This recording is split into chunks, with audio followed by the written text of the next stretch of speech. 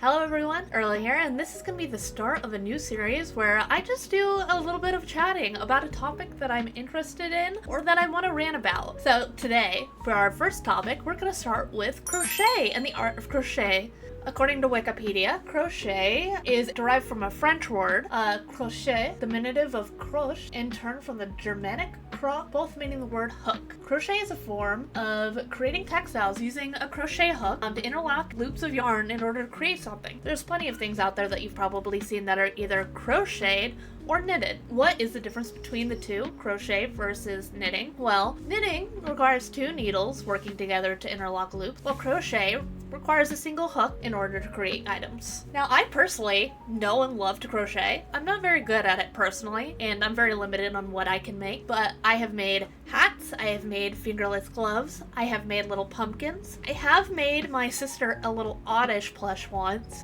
It wasn't the best, but you know, I was trying my best because it was her favorite Pokemon. Other things that I have made have been scrunchies, I have made headbands, and I have made baby slippers once. Now, crochet is actually quite special, especially compared to knitting. Both of them require a lot of skill and work, but one thing that is very unique about crochet is it cannot be copied by a machine. As of now, machines cannot copy crochet. However, they can copy knitting, which is why you see lots of like knitted sweaters for cheap at like Walmart and all that kind of stuff, but you don't really see crocheted things because machines can't copy it, so it's a lot harder to mass produce those things. You know that every crocheted item was made by hand, and somebody either put their heart and soul into it or other things that we'll talk about more along the line of this video. What got me into crocheting? Well, when I was younger, my grandma crocheted quite a bit. A lot of the things that she would crochet was, well, beer koozies. They're kind of simple, but they are,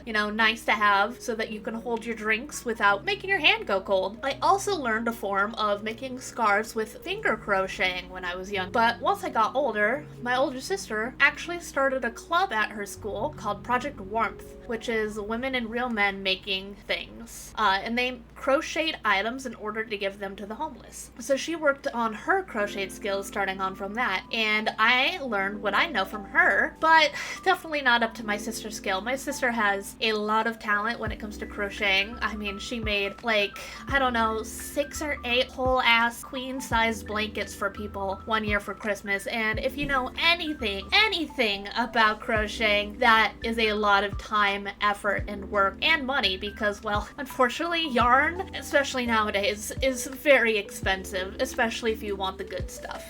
Now, you may have come across crocheted items in your life, but have you ever wondered, who made this? How did this get made? Well, if you're buying it from the store, there's unfortunately a chance that it got made from a sweatshop in China. That is a tragic truth of a lot of crocheted items nowadays, especially on places like Etsy. If you see a crocheted item that is listed for a very decent and fair price, there's either two options. One, the creator is greatly underpricing themselves, or two, it was created in China in some sort of sweatshop, which is honestly rather disgusting, but that's how it is. A lot of people, even on Etsy nowadays, will do drop shipping. It has been a problem, and it will probably continue to be a problem. That's why I would say go out of your way to research and make sure that the items are actually being created by the seller. One way to get amazingly made crocheted items is, well, at your local farmer's market and craft fairs. Those have actually been ramping up again in the last couple of years, and I personally enjoy going to them because you get to see lots of lovely handmade things that people put time, love, and effort into creating. And personally, I prefer to buy stuff like that for gifts for people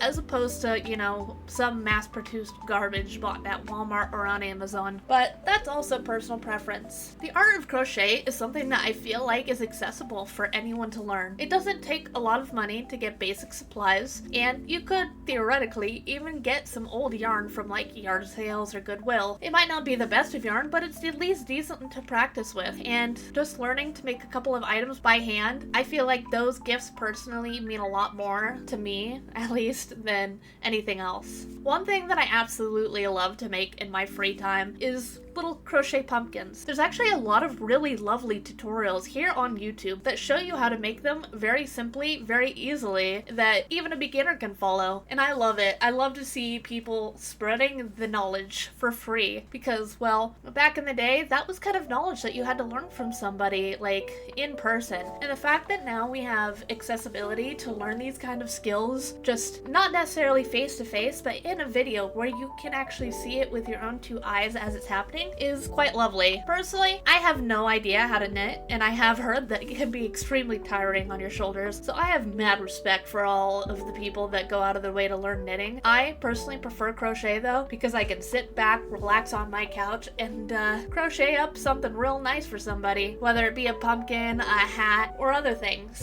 On to the main reason why I decided to make this video is, well, my older sister actually creates her own crochet creations and tries to sell them. Originally, she started this by going to craft fairs and then eventually moving on to Etsy. She makes amazing things and takes a lot of time and effort into creating things that are both going to last a very long time, look very cute, and are very well made. She makes every stitch with intent, and she goes out of her way if she knows that an item's going to a baby. She'll put a nylon inner liner so that the child cannot pull out the stuffing. She'll make sure that their eyes safely placed on, that they cannot rip off, like safety eyes or other means in order to keep it on where it cannot be removed. She's someone who cares about the customer and wants you to have a good experience. And yes, things might seem a little pricey, but if something took her 2 or 3 hours to create and also at least $10 in supplies, and she's only selling it for $30, personally, I think that's a steal. You might be able to get something cheaper from Walmart or on Amazon, or even from one of those Etsy drop shippers, but, well, honestly, those ones are either unethical or, well, mass-produced junk. I personally prefer things that are created by hand from the heart. What do you think? I want to hear your guys' opinion. With the holidays coming up, of course, everyone wants to keep in mind what they're going to give to their family members. I personally really enjoy making people things, and if I can make it by hand, I sure as hell am going to. Or if I can buy something that was made by hand because I personally can't make it, I would prefer to do that as well. Remember to support your artists, man, even if it's not just, you know, drawing artists. People who make things by hand are artists too. They take years to improve and refine their craft, you know? And they deserve all the love and attention that they can get. Want to support someone like my sister? She actually now has her own website due to the fact that Etsy hasn't really done a good job at supporting the small creators. They have been putting a lot more energy in order to, like, push the drop shipping or people who mass produce junk. Unfortunately, as much as I love 3D printing, there's a lot of people who will just download a pattern, print out a thing, and then sell it for like $20, even though they did minimal effort.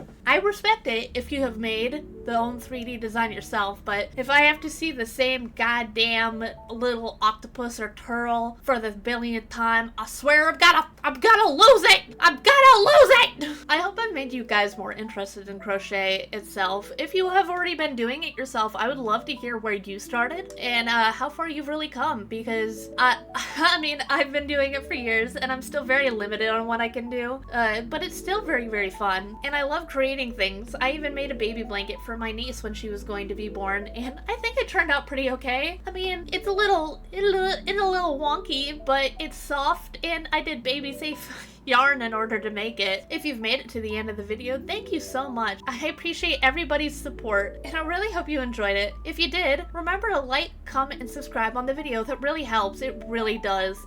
Likes, dislikes, every click somehow makes YouTube's algorithm go happy. So yeah, anything helps. I would prefer the likes over the dislikes. Unless you didn't like it, then be honest. I'll take constructive criticism gladly any day. I hope everybody has a wonderful day or night, and I hope to see you guys in the next video. Are there any topics you guys would like me to talk about? I have a few in mind, but if there's any that people are interested, please let me know. And until then, goodbye.